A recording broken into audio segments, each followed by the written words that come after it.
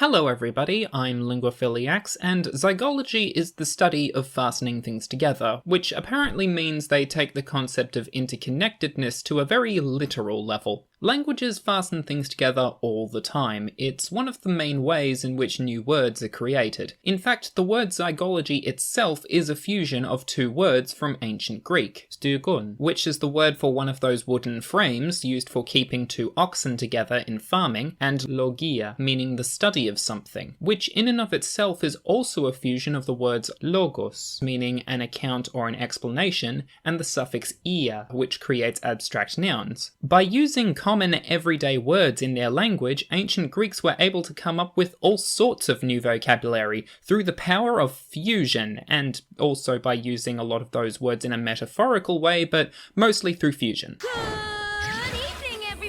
In fact, there are a lot of languages that do this. The Icelandic word for ambulance is sjúkrabíll, or a sick car. The Gumalarai word for computer is geiragombiri, or an electric brain. And the Finnish word for manufacturer is valmistaja, or a person who makes things complete. One of the most common ways in which words are put together is known as compounding, which is literally where you take one word that means one thing and another word that means another thing and put them together to create a new word. Wine and rack become wine rack, book and shelf become bookshelf, type and write become typewrite, and I could keep doing this all day, but I actually have a life outside of this video. But in order for something to be a compound word, each of the parts of the whole word have to be words within their own right, which means you can say each of the parts by themselves and they would still make sense. The word zygology, on the other hand, is not a compound word because there are no such words as zygo or logy in English. But you can still break the word down, however, because each of those parts still contain their own meanings,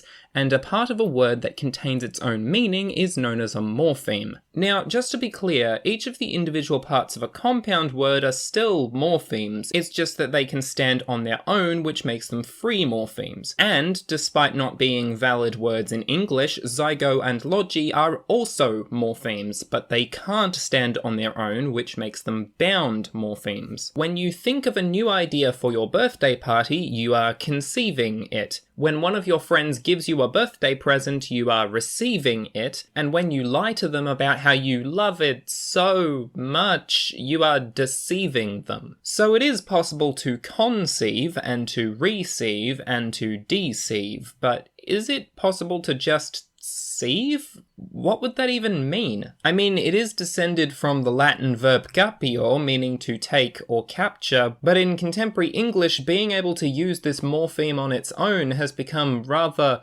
well, inconceivable. Inconceivable. Which means that, apparently, given enough time, words that have been tied together with something else for so long can lose their independence, becoming reliant on other morphemes to be used properly. And there is a theory that this is how affixes, the most common bound morphemes, are created in the world's languages. Affixes, or if you want to be more specific, prefixes and suffixes, as you should already know, are these tiny little morphemes attached onto the beginning or the end of a root word in order to change some aspect of that word in some way. Anti-disestablishmentarianism, a word I have never used before and probably never will again, has 5 distinct affixes that contribute to the word's entire meaning. Anti meaning to be against something, dis meaning to undo or reverse something, ment meaning the action or result of something, Arian meaning a follower or believer in something, and ism, which in this context refers to an organized ideology or belief in something.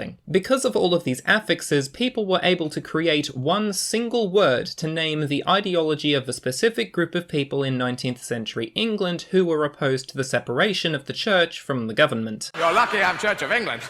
There are 2 different types of ways in which affixes can function. They can either change the grammatical features of a word depending on how it functions in the sentence, or they can change the meaning of the word entirely by creating a new word based off of it. A person says I work when talking about themselves, and you work when talking about the person they're talking to, but they say he or she works when talking about someone else, or it works when talking about something else. Also, they only say works when the event generally occurs in the present, but they would say worked if the event occurred somewhere in the past. And they would also say working if the event is still currently ongoing right now. These are all examples of inflectional affixing because the word itself is still a verb and its meaning doesn't change. It's just that the affixes are necessary grammatical components of the word that need to be said in order for it to make sense within the context of the sentence. However, if they were talking about a person who does the working, they would call them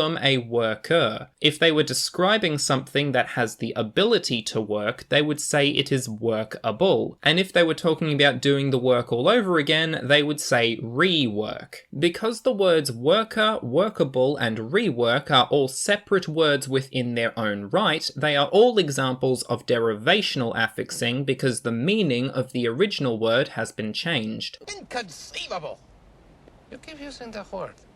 I don't think it means what you think it means. One slight cheat you can do in English in order to determine whether an affix is inflectional or derivational is to ask whether it's a prefix, because in English only suffixes can be inflectional. But of course this is not the case in every language. Many Bantu languages, like Zulu for example, are highly prefixing languages, and grammatical inflection is expressed through a complex system of inflectional prefixes distributed across an extensive group of noun classes. In the sentence "Ikati LinguaPhiliax," or the grey cat was sleeping, the word ikati triggers an inflection on the adjective and the verb based on the word's noun class, signifying that it is grammatically tied to those words. This is another way in which languages tie things together, not just to create new words, but to create new sentences as well, which is something that becomes even more obvious once we look at subjects and objects. In the sentence "Inja Zygology,"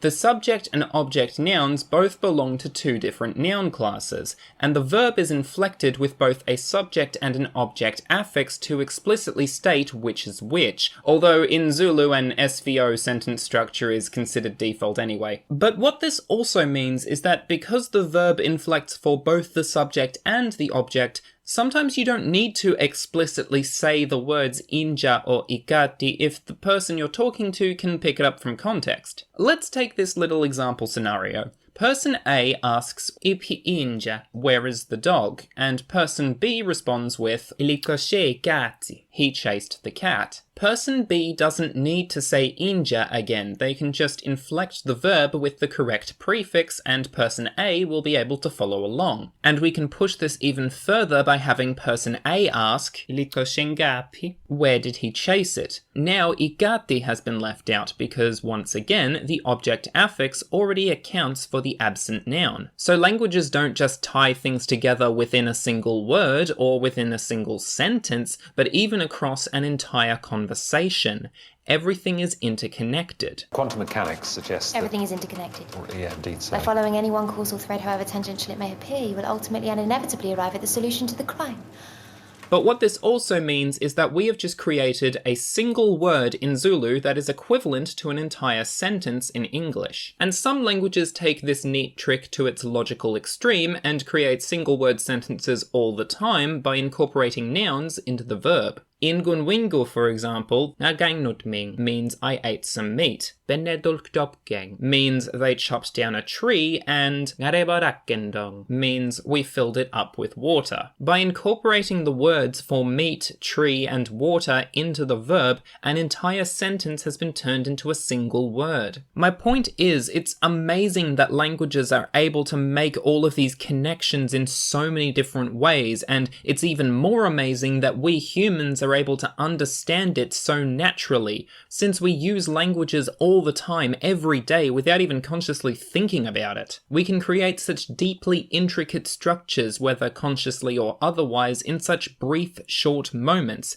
and in almost the exact amount of time, given enough knowledge and practice, be able to disassemble those structures and extract their intended messages out of them. Somehow we're able to look at the fundamental interconnectedness of human language and we just get it, which is incredible. Inconceivable! Oh, all right. And that is one of the many reasons why I always finish my videos by saying, Thank you all for listening, and we'll speak again next time. Special thanks to my patrons Bunadun, Harpies and Vampires, and Piri Jakob von Schengelitzer. If you want to support me and my content, as well as view all sorts of other bonus stuff, like the special new script version of this video that came out a week before this one, feel free to join my Patreon community via the links in the description below.